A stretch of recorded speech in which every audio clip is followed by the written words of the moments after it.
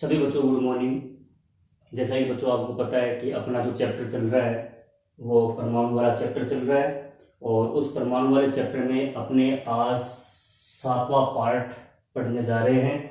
और वो 7वां पार्ट जो है वो आपके सामने मैंने पहले से ही डायग्राम बना दिया ताकि समय ज़्यादा नहीं लगे। हाइड्रोजन परमाणु का लाइन स्पेक्ट्रम अपने आज पढ़ेंगे। तो देखो बच्चों, अपने हाइड्रोजन परमाणु का जो लाइन स्पेक्ट्रम जो बनाएंगे, जैसा कि मैंने जो डायग्राम बना रखा है, ये जो मैंने इस प्रकार से जो लाइनें खींची गई है वो प्रत्येक ऊर्जा स्तर इसके बता रखे हमने कि ये n बराबर 1 ऊर्जा स्तर हो जाएगी, ठीक है। ये n बराबर 2, n बराबर 3, n बराबर 4, n बराबर 5, 6, 7 अप टू कितना है, इन्फिनिटी है यानी अनंत तक है। जैसे अपने n बराबर 1 से n बराबर 2 तो ऊर्जा अंतराल थोड़ा सा गैप ज्यादा है क्योंकि इसकी ऊर्जा -13.6 इलेक्ट्रॉन वोल्ट है। तो दूसरी ऊर्जा स्तर कितनी होगी अपने पास -3.4 इलेक्ट्रॉन वोल्ट होगी। ये अपने पास -3.4 इलेक्ट्रॉन वोल्ट है। फिर इसी प्रकार से E3 जैसे अपने जो निकाला था, जैसे अपने छठे वीडियो में क्या पढ़ा था कि nवीं कक्षा की जो ऊर्जा आपने निकाली थी हाइड्रोजन परमाणु के लिए वो कितनी आई थी बच्चों, -13.6 इलेक्ट्रॉन वोल्ट अपॉन में कितनी थी, m² थी। अब यहाँ पर जैसे अपने n बराबर 1 लेंगे तो -13.6 इलेक्ट्रॉन वोल्ट आएगी।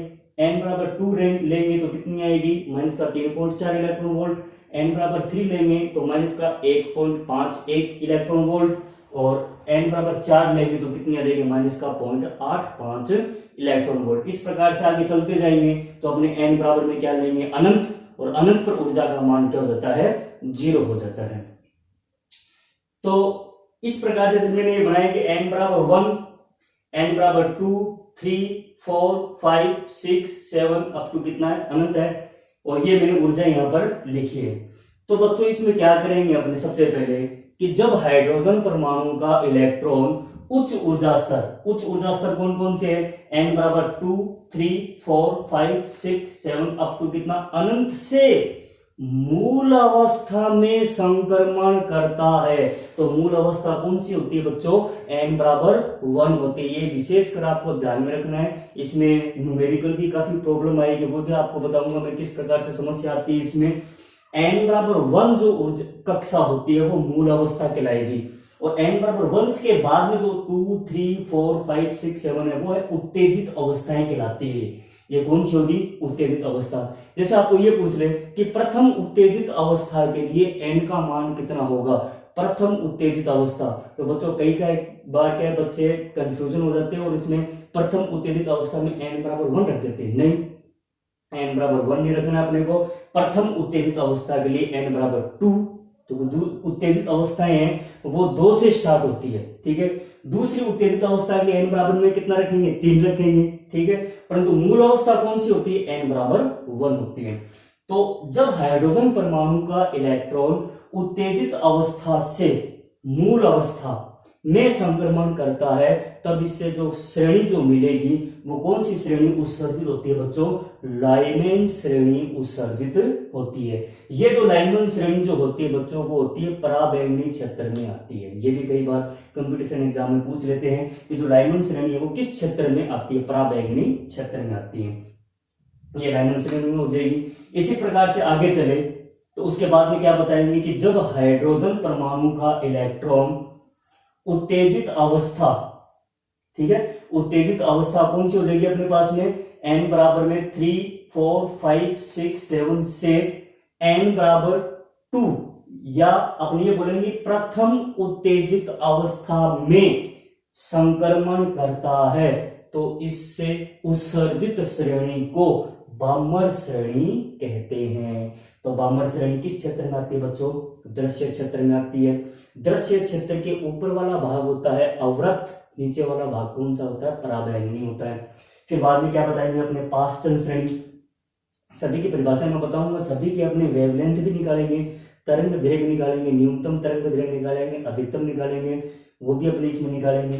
तो पासचंद श्रेणी की क्या परिभाषा बताएंगे कि जब हाइड्रोजन परमाणु का इलेक्ट्रॉन उच्च ऊर्जा स्तर, तो उच्च ऊर्जा स्तर कौन सी हो जाएगी, n2 बराबर में 4, 5, 6, 7 से द्वितीय उत्तेजित अवस्था, तो दूसरी उत्तेजित अवस्था कौन सी है, n1 बराबर 3 में संक्रमण करता है तो इससे उत्सर्जित श्रेणी को कौन सी श्रेणी बोलते हैं? अपने पाश्चन श्रेणी बोलते हैं। पाश्चन श्रेणी अवरक्त क्षेत्र में आती है बच्चों। इसी प्रकार से कौन सी आएगी अपने पास? ब्रैकेट श्रेणी आएगी। ब्रैकेट श्रेणी के बाद में कौन सी आती है बच्चों? फुंड श्रेणी आती है। ब्रैकेट श्रेणी और फुंड श्रेणी भी किस क्षेत्र में आती है अपने पास में? अवरक्त क्षेत्र में आती है। तो इसमें छोटे मोटे जो भी छोटे क्वेश्चन है, जैसे बामर श्रेणी का इंपॉर्टेंट क्वेश्चन बनता है कि बामर श्रेणी किस क्षेत्र में आती है बच्चों? दृश्य क्षेत्र में आती है। ये जो अपने जो डायग्राम बनाया है वो तो क्या है? हाइड्रोजन परमाणु का लाइन स्पेक्ट्रम है। अब इसके बारे में क्या देखेंगे अपने कि लाइमन श्रेणी की न्यूनतम तरंग दैर्घ्य कैसे निकालते अपने, अधिकतम कैसे निकालेंगे, इसी प्रकार से बामर श्रेणी के लिए निकालेंगे, इसी प्रकार से अवरक्त इसके पाश्चन श्रेणी के लिए निकालेंगे, ब्रैकेट श्रेणी और फुंड श्रेणी के लिए अपने निकालेंगे। अब जो आगे वाला जो टॉपिक करवा रहा हूं, क्योंकि वो दो टॉपिक है वो 2 नंबर में न्यूमेरिकल के तौर पर पूछा जाता है, वो अभी अपने डिस्कस करेंगे। देखो बच्चों, ये जरूर ध्यान में रखना है कि जो उत्तेजित अवस्था है वो n बराबर 2 से लेकर अनंत तक है, जिसमें से प्रथम उत्तेजित अवस्था n बराबर 2 होती है, दूसरी उत्तेजित अवस्था n बराबर 3 होती है, जबकि मूल अवस्था कहां से होती है बच्चों? n बराबर 1 होती है। कई बार ये क्वेश्चन पूछा गया है कि क्वेश्चन ये पूछा गया है कि हाइड्रोजन परमाणु की प्रथम उत्तेजित अवस्था की ऊर्जा का मान लिखिए। तो प्रथम उत्तेजित अवस्था, तो बच्चों n बराबर में कितना रखेंगे अपने? 2 रखेंगे प्रथम उत्तेजित अवस्था के लिए। तो n बराबर 2 रखेंगे तो कितनी आती है बच्चों? -3.4 इलेक्ट्रॉन वोल्ट आती है। ये इस प्रकार से अपने को करना है। अब आगे देखते हैं अपने हाइड्रोजन परमाणु के लाइन स्पेक्ट्रम के बाद में अपने लाइमन श्रेणी, बामर श्रेणी, पाश्चन, ब्रैकेट फुंड, इन सभी श्रेणियों का अलग अलग प्रकार से अपने देखेंगे कि इनकी तरंग दैर्घ्य किस प्रकार से अपने को निकालनी है। चलो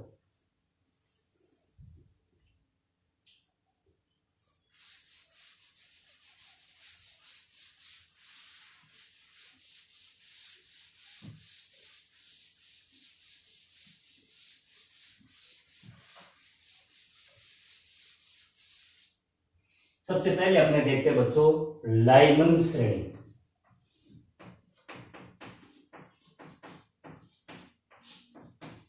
मैं 1 या 2 आपको बताऊंगा, बाकी आपको करना है। लाइमन श्रेणी, तो इसमें क्या बताएंगे कि जब हाइड्रोजन परमाणु का इलेक्ट्रॉन उत्तेजित अवस्था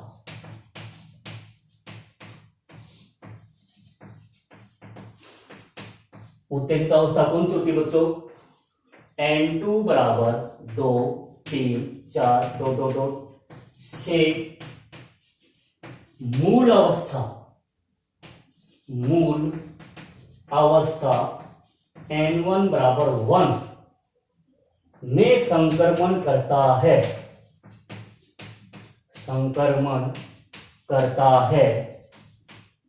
तो इससे उत्सर्जित श्रेणी को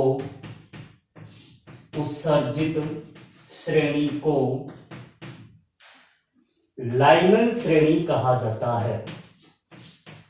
लाइमन श्रेणी कहा जाता है,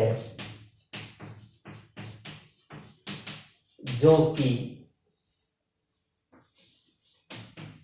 पराबैंगनी क्षेत्र में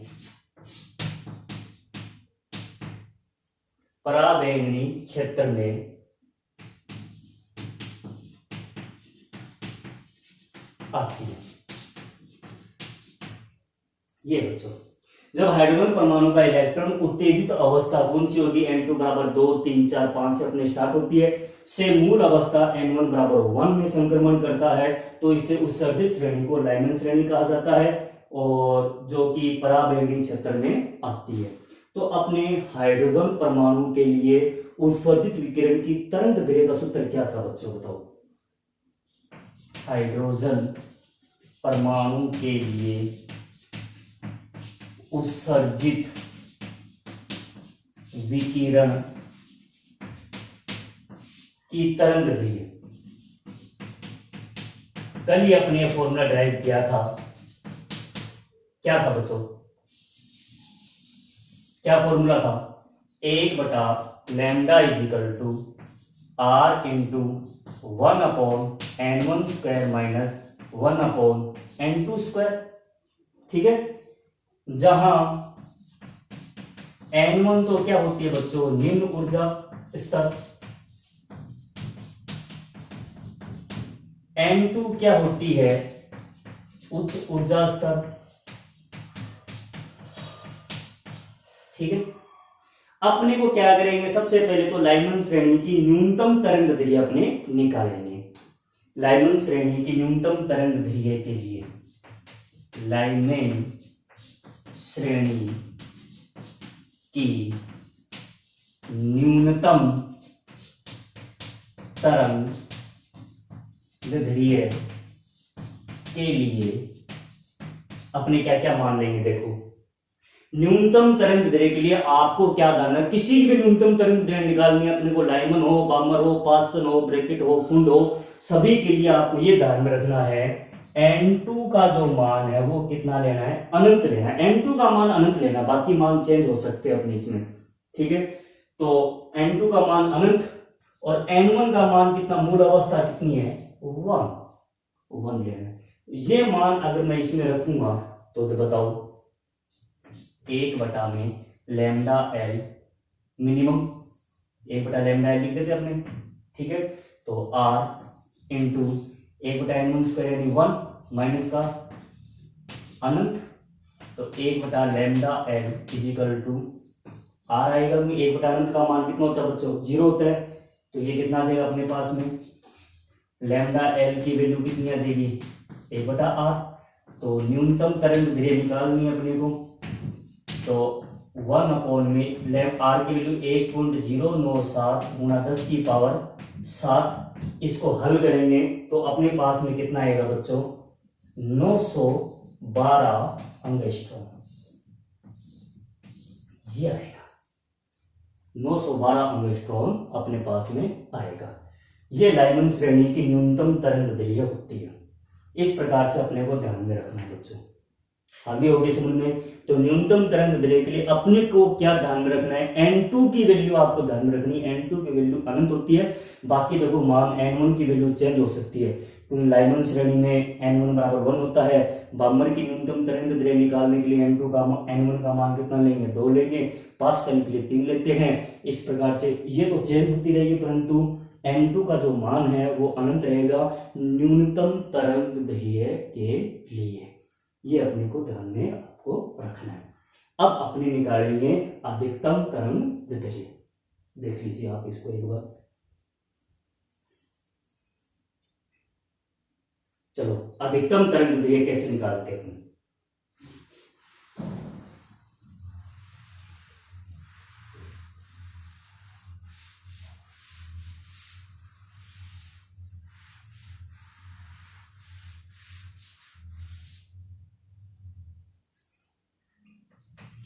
लाइमन श्रेणी की अधिकतम मैक्सिमम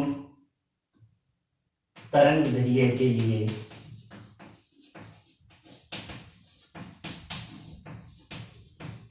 इसमें क्या ध्यान में रखना है, मूल अवस्था तो n1 बराबर वही रहेगी 1, और जस्ट इसे ऊपर वाली रखनी है, बस अधिकतम के लिए ध्यान में रखना है।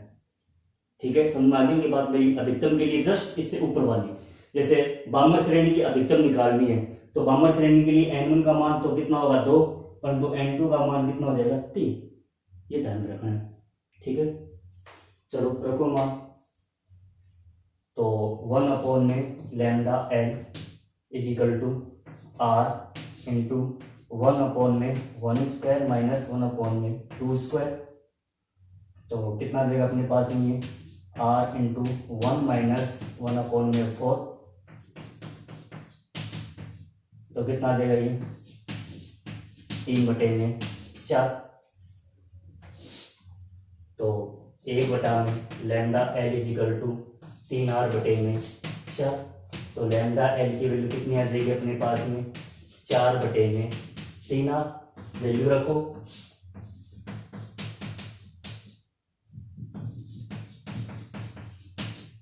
इसको हल करेंगे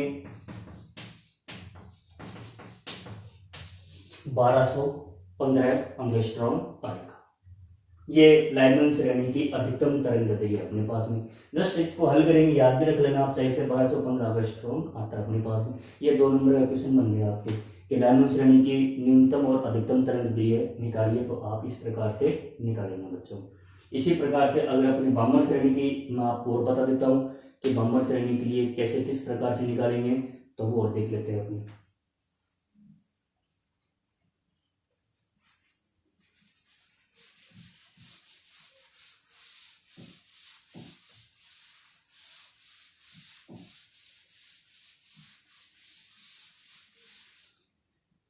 बामर श्रेणी के लिए मैं आपको सूत्र बता देता हूं, परंतु आपको निकालनी है बामर के लिए भी, और अपने पास्चन और ब्रैकेट और फुंड श्रेणी के लिए आपके लिए होमवर्क है। तो आपको क्या करना है, इन सभी की जो तरंग दैर्घ्य है निकाल कर मेरे कमेंट्स बॉक्स में जाकर आपको उसके उत्तर देने हैं।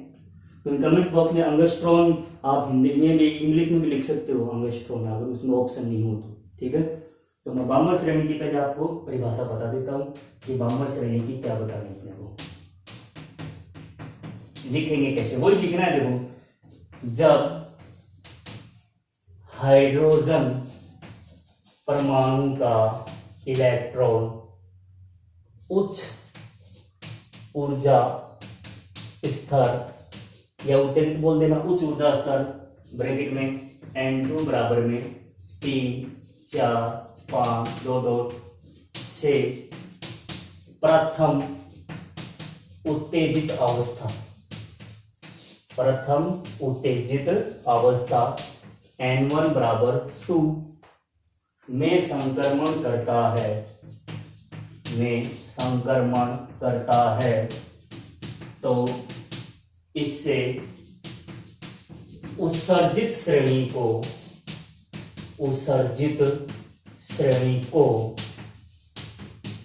बामर श्रेणी कहते हैं।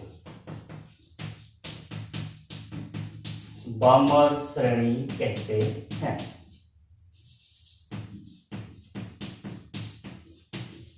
ये लो बच्चों, परिभाषा सारी सेम है, कुछ नहीं करना अपने को, परिभाषा सारी सेम होगी। अब बताओ, इसमें बामर श्रेणी की न्यूनतम तरंग दैर्घ्य निकालनी है, तो आपको क्या करना है, N2 बराबर अनंत और N1 बराबर 2 ये रखना है। तो अब आपका ये होमवर्क है, आपको क्या करना है, इसमें बामर श्रेणी की न्यूनतम और अधिकतम तरंग दैर्घ्य आपको निकालनी है, पास्चन की भी निकालनी, न्यूनतम और अधिकतम पास्चन तक निकाल देना। पास्चन तक ही एग्जाम में पूछा जाता है। न्यूनतम और अधिकतम तरंग दैर्घ्य निकाल कर मेरे कमेंट्स बॉक्स में जाकर वहां पर आपको उसको उत्तर देना है। तो ये आपका आज का होमवर्क है और ये 7 नंबर का आज अपनी वीडियो है। और कल अपने क्या करेंगे, कल और ही इसके मुख्य भाग करने जाएंगे अपने। कल इसके अपने न्यूमेरिकल पोर्शन करेंगे बच्चों। कुछ एक जो क्वेश्चन जो बोर्ड एग्जामों में आए हुए हैं वो अपने करेंगे और इसका आपको करना है। धन्यवाद बच्चों।